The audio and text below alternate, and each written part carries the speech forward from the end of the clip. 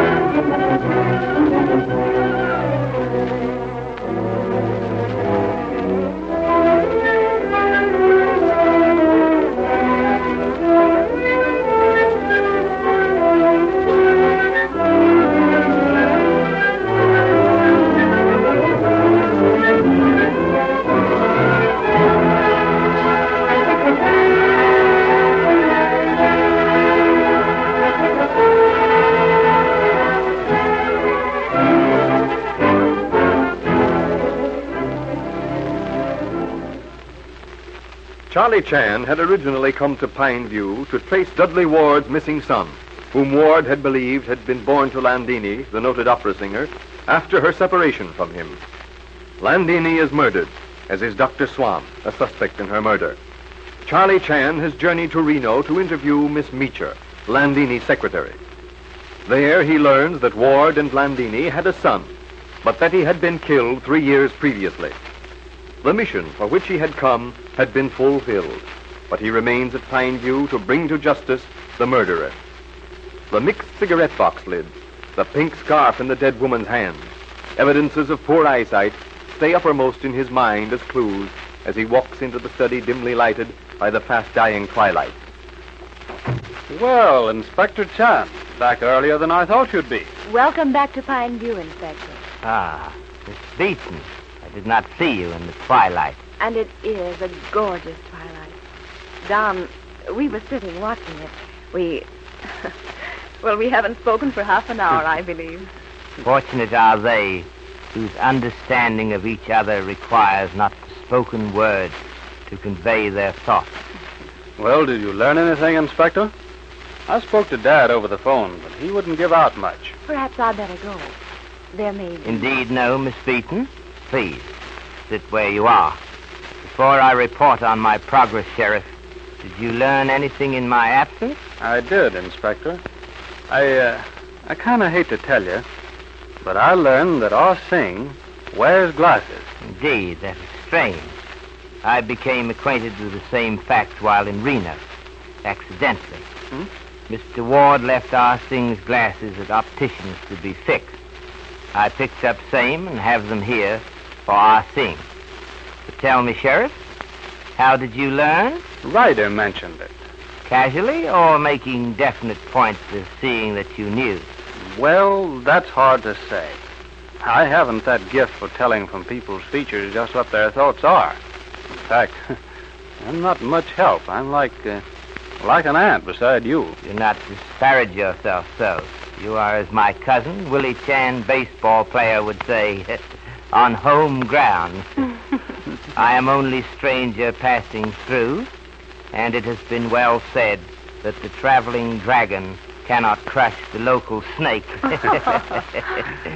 Do not believe, however, that I consider myself dragon. I lack, I fear, the figure. And you don't breathe much fire, Inspector. You're much too kindly to be a dragon. Alas, I fear I have poor reputation for policemen. But to continue, about Ah Sing's glasses.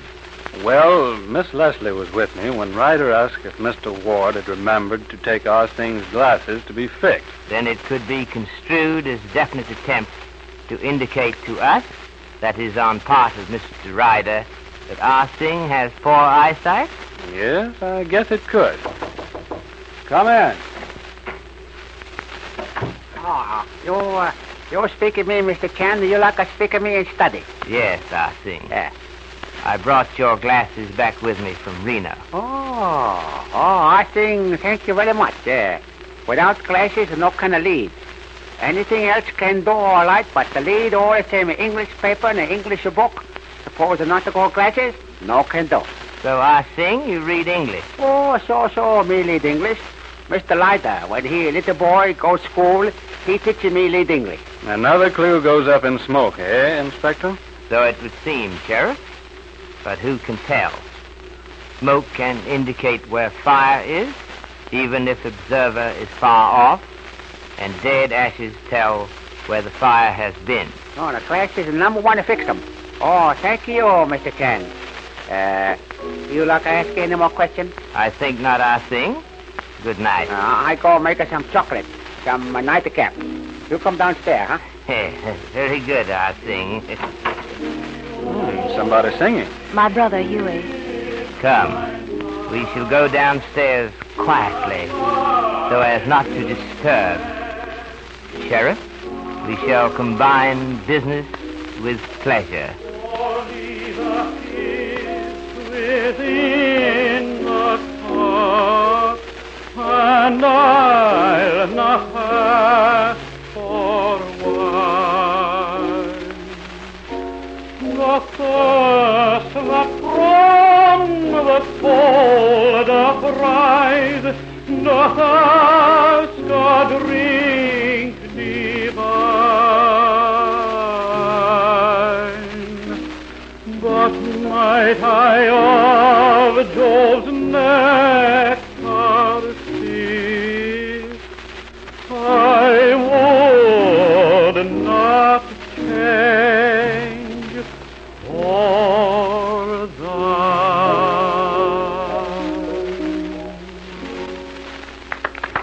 Excellent! Bravo! You have a truly excellent voice. Do you think so? You lack, what is it called, the confidence. You lack courage. What you need is, what do you call the push, the proper management. Then our judgment was not influenced by family pride. Oh, no, but no, indeed. Who have arranged your concert? The Adolpha Musical Bureau, mostly. Adolphe, what does he know? A businessman with the soul of a herring. I, Louis Romano, I could manage you. I could make of you a huge success. Do I know what you call the game, senor? I invent it. From one end of the country to the other, I will make you famous. In Europe, too. For salary, of course. But I have no money. But you forget. You inherit Landini's money, and there is a plenty. I know, plenty, though it is a tie-up in real estate. A house in Washington Square, an apartment building on Park Avenue, a villa at the Magnolia. I don't want it. Oh, but you should leap at the chance. I tell you, you lack confidence. A voice like yours, I would exploit it. For salary, I would assist gladly. I gave a concert in New York. The reviews weren't very good. Reviews? Bah! Critics, they are sheep. They never lead, they follow. New York. What is New York? London, Paris, Milan. But you must place yourself in my hands. You must believe in yourself. I tell you, you can sing. What do you think, Mr. Chan? To me, it sounded most beautiful. You see? What have I said? A layman, an outsider, one who knows a little of music, even he says so. There, you will believe me, Louis Romano, conductor opera, impresario, born with the music in the soul. I tell you, with Landini's money... But I won't take Landini's money. Do not worry, Mr. Beaton. You will not be called upon to take it. It was not left to you. Oh, I'm so glad. And it's worried me ever since. Then Landini's will, it was never signed? It was not signed. It was not signed. I am so sorry, Mr. Beaton. I will not be able to accept the position you have so kindly offered me. I will be otherwise engaged. Oh, but I repeat, you have a wonderful voice. You needed the confidence. Mr. Chen, if Landini die, what do you call interstate? Her property is left to her son, perhaps. You mean she had a son? You yourself said so? No, no. I had no real knowledge on the point. I was lying? I was desperate. I explained that. Any chance that offered. Have you ever suffered? Have you ever been hungry, Mr. Chan? You are telling the truth, Romano, unconsciously.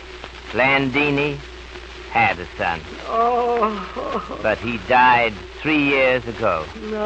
poor Landini. That was just before our marriage. I would not know. So I am of opinion that her property is yours, Romano. Again, thank heaven for that. I'm going upstairs. Good night. Good night, Yes, dear. good night. Landini. She would never listen to me. Time after time, I tell her you must cease to procrastinate. You must not forever put things off. I tell her, you say you do this, you say you do that, but you never do. Always put off. Where will it finish? It have a finish in fortune for me. She would not listen to me, and so it comes. A fortune for me! Yes, Romano. Landini's murder meant a fortune to you. Oh, no. You think I kill her? Santa Madonna! Do not think of that. I love her. She was dear to me. Oh, I adore that glorious voice. Oh, you do not think that I, Louis Romano, would silence that? For the present, I do not think at all. I say for the present, good night. Was Romano really surprised to find himself heir to Landini's estate? Or is he, as of old, a good actor, simulating surprise? After you have heard your sponsor's message, Inspector Chan will be with us again with another gem of Chinese philosophy.